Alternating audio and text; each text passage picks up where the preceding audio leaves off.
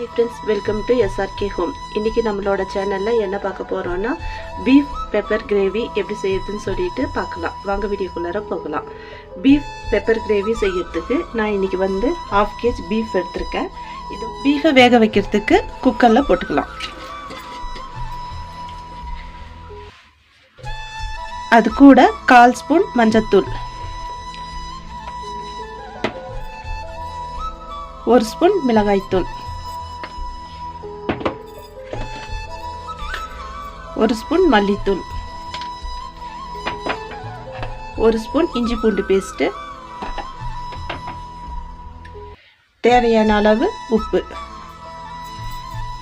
தேவையான அளவு தண்ணி ஊற்றிக்கலாம்.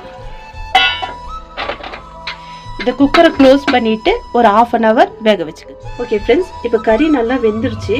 அதுக்கு மசாலா ரெடி பண்ணிக்கலாம். ஒரு மிக்ஸி ஜாரில் 1 ஸ்பூன் ஜீரகம், ஒரு 2 ஸ்பூன் குருமிளகு,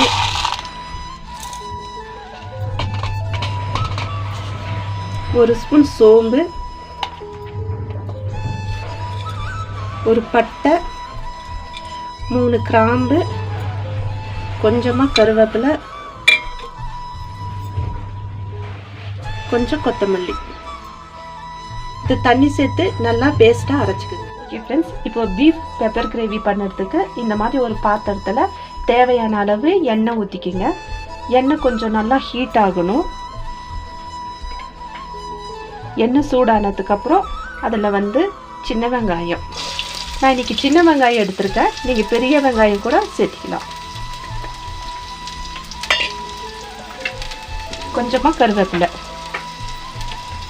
இதை சேர்த்து இது நல்லா கோல்டன் ப்ரௌன் ஆகிற வரைக்கும் நல்லா ஃப்ரை பண்ணிக்கோங்க.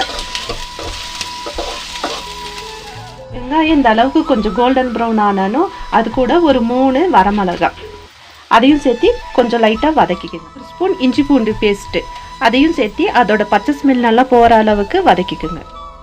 பேஸ்ட் பண்ணி வச்சுருக்கிறோம்ல அந்த விழுதியும் சேர்த்து அதோட பச்சை ஸ்மெல் போகிற அளவுக்கு நல்லா வதக்கிக்குங்க.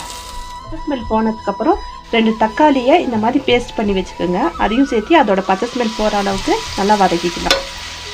தக்காளி வதங்கக்குள்ளறையே இது கூட 1/4 ஸ்பூன் மஞ்சள் தூள், மிளகாத்தூள், 1 ஸ்பூன் மல்லித்தூள்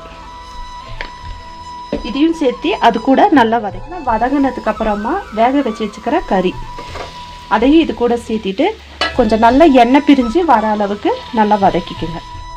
இப்போ இந்த கறியில் நல்லா எண்ணெய் பிரிஞ்சு வந்துருச்சு. இந்த கிரேவிக்கு தேவையான அளவு தண்ணி சேர்த்திக்கலாம். நான் இன்னைக்கு கறி வேக வச்ச தண்ணியை கொஞ்சமாக ஆட் பண்ணிக்கிறேன்.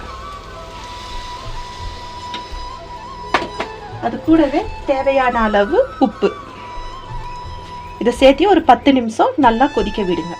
இப்போ ஒரு 10 நிமிஷம் இது நல்லா குக் ஆயிடுச்சு. இது கூட 1 ஸ்பூன் மிளகுத்தூள், 1 ஸ்பூன் ஜீரகத்தூள் இதையும் சேர்த்து ஒரு 5 நிமிஷம் நல்லா குக் பண்ணிக்கோங்க. ஃப்ரெண்ட்ஸ், இப்போ நம்மளோட சுவையான ஸ்பைசியான பீஃப் பெப்பர் கிரேவி ரெடி ஆயிடுச்சு. இது மேலே கொஞ்சமாக கொத்தமல்லியை தூவி கேஸ் ஆஃப் பண்ணிக்கோங்க. ஃப்ரெண்ட்ஸ், இந்த பெப்பர் கிரேவியை நீங்கள் பீஃபில் மட்டும் இல்லை சிக்கன்லையும் செய்யலாம், மட்டன்லையும் செய்யலாம்.